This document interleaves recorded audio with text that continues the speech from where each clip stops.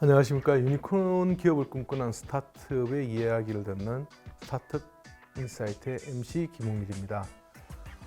옛날에 우리가 기억하던 직장 다닐 때 하던 식권, 장부, 현물로 쓰던 토큰들, 이것들이 모바일로 넘어왔다고 합니다. 모바일로 넘어와서 시장을 개척하고 계시는 분인데, 이분 이야기 들어보면 상당히 많은 기술들, 다양한 기술적 IT 기술이 필요로 하는 플랫폼 기업인 것 같습니다.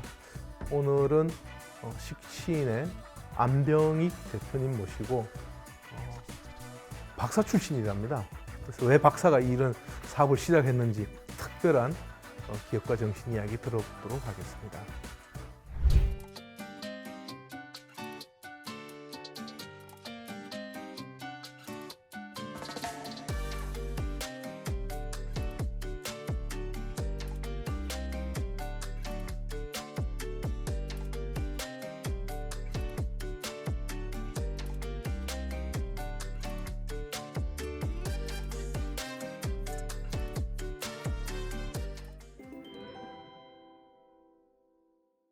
대표님, 그 식신이라는 법인 이름이 식신인가요? 네, 식신 주식회사. 식신 주식회사. 이름 너무 좋은 것 같아요. 식신이라는 게 먹는 거의 신이다, 이런 뜻인가요? 네, 맞습니다. 음식의 신. 음식의 신. 식신 회사를 좀 소개 부탁드리고요. 우리 대표님 개인적인 소개도 좀 부탁드리겠습니다. 안녕하세요. 식신 대표를 맡고 있는 안병익입니다. 식신은 식신 이식권 모바일 식권과 맛집 추천 서비스 식신을 제공하는 푸드테크 기업입니다. 학부는 전공을 뭘 하신 거죠? 컴퓨터공학 계속. 컴퓨터공학. 예. 그러면 창업하시기 전에 박사를 하시고 직장생활 다니시다가 창업을.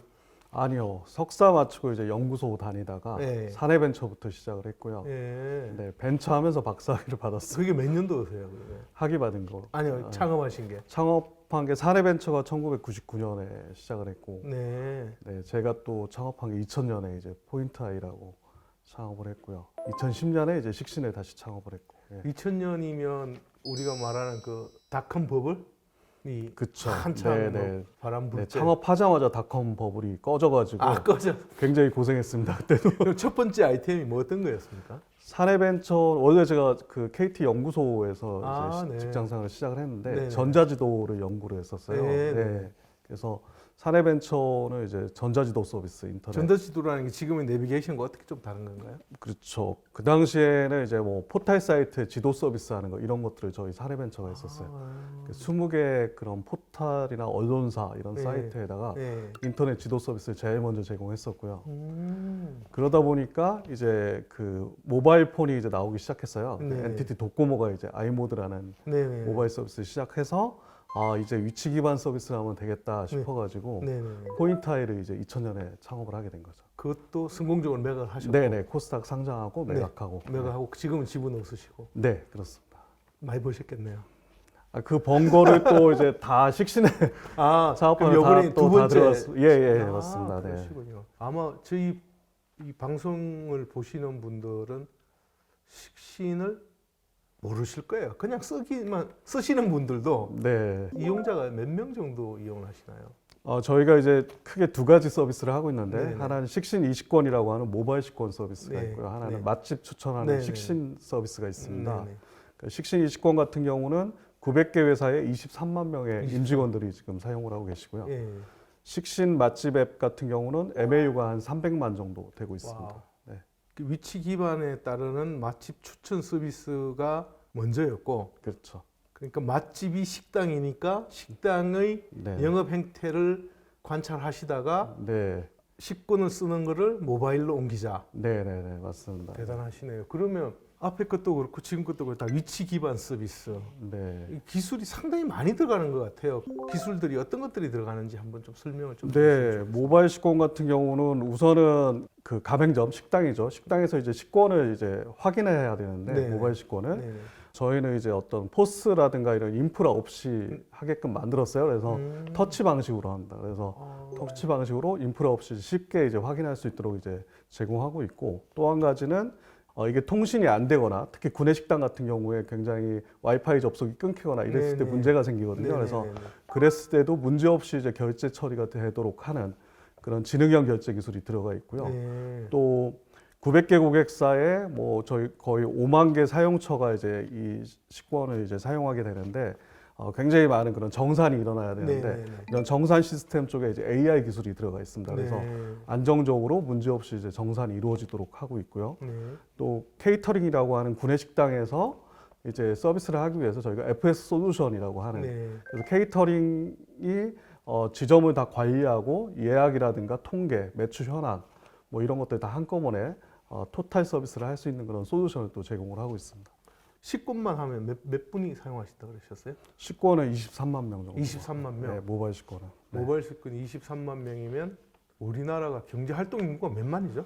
우리나라 직장인 전체가 네. 1,836만 명 정도 됩니다. 1,800만 명 중에 식권을 회사에서 모바일 식권을 줄 수 사용하는. 있는 회사는 뭐 솔직히 말하면 이제 중견기업 이상은 될 것 같고. 그렇지는 않고요. 네. 그 저희가 통계를 내보니까 전체 회사 중에 네. 절반 정도는 네. 회사에서 식대를 보조를 해주고 있어요. 네. 지원을. 네. 그래서 이 식대를 지원할 때 네. 현금으로 지원하면은 네. 급여로 처리가 됩니다. 식대 네. 자체가. 네. 그래서 4대 보험이나 퇴직금이 이제 인상이 되거든요. 네. 근로자도 이제 비용이 증가를 하는 거고 네. 회사도 비용이 증가를 하는 건데 이걸 그래서 이제 현무식대로 지급을 하면 증빙 비용 처리가 되는 거죠. 그래서 과거에는 장부를 쓰거나 뭐 종이식권이나 법인카드라든가 네네. 이런 것들을 많이 사용했었는데 네네.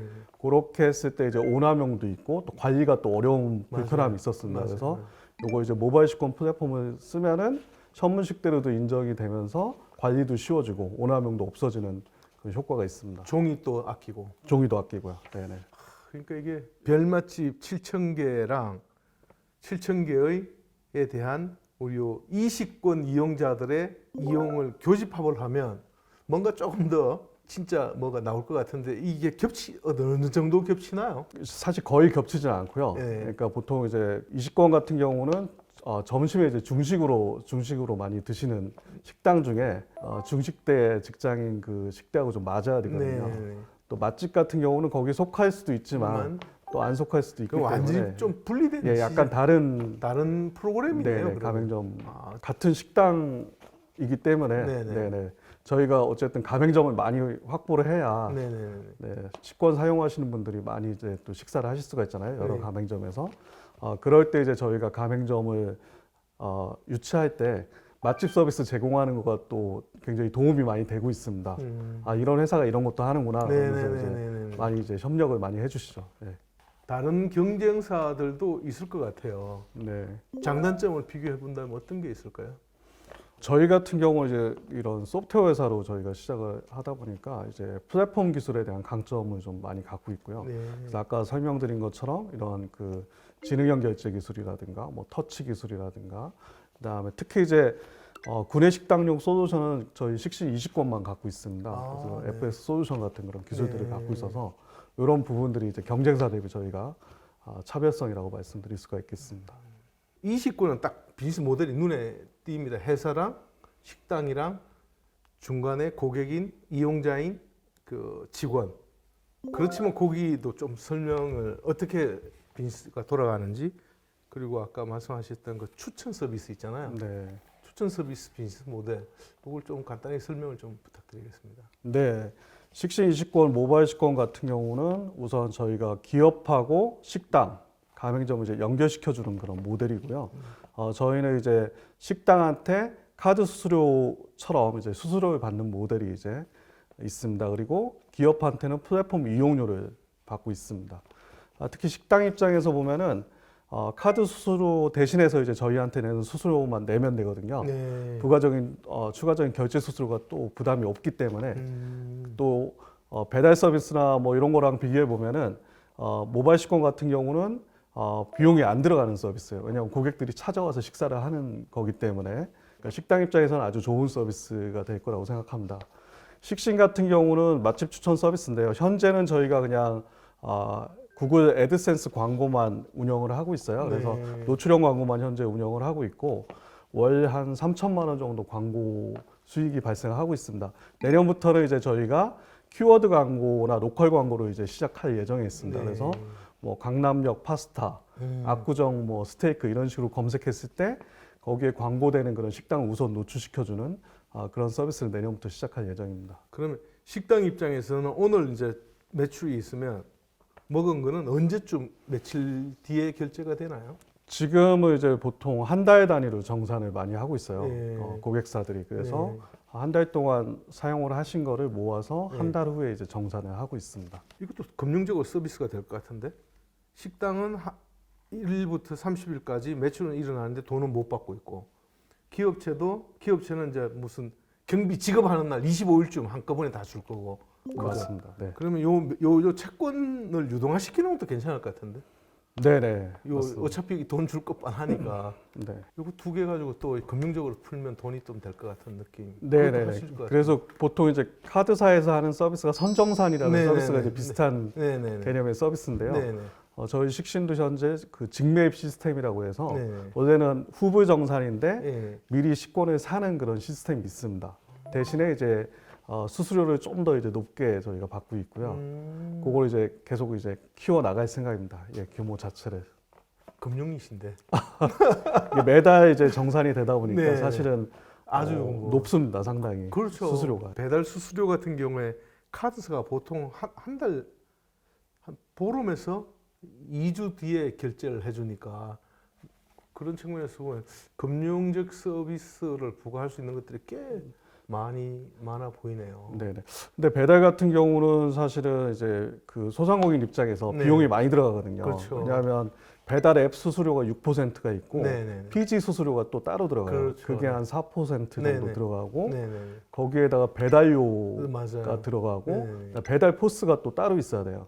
그래서 보면은 경비가 많이 들어가는데 네네.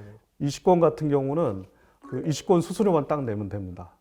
그러니까 음. 배달에 비해서는 굉장히 수수료가 안 들어가는 모델이죠. 네. PG 수수료도 안 내도 안 들어가는 거죠. 안 예. 들어가도 그 되고. 역할을 저희 식신이 대신하는 대신하는 거니까. 역할을 합니다. 예. 뭐 질문하면 할수록 새로운 게 많네요. 기술의 측면이 아니라 금융적 어떤 구조로 보더라도 상당히 친하게 지내시죠. 뭐 저기 펀딩을 좀 어떻게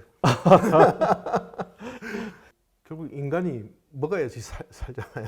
숨 안 쉬면 죽는 거고 곡기 끊으면 죽는 거고. 네. 근데 이제 숨 쉬는 것도 에너지가 있어야 되고 그 에너지가 사실 푸드라는 이름으로 우리인데 공급이 되는 거고. 그래서 뭐 많은 분들이 잘 모르시는데 네. 우리나라가 이제 반도체 강국이고 반도체 산업을 굉장히 역점에서 네. 이제 육성시키려고 하고 있잖아요. 네. 반도체 전 세계 시장이 700조 원 정도 해요. 네. 네. 근데 우리나라 식품 연관 산업만 네. 560조 원이거든요. 대한민국만. 대한민국만. 그러니까 식품 연관 산업은 다 이제 기술이 붙으면 이제 푸드테크가 되는 거죠. 네. 그러니까 대한민국 푸드테크만 560조 원이 되는 거죠.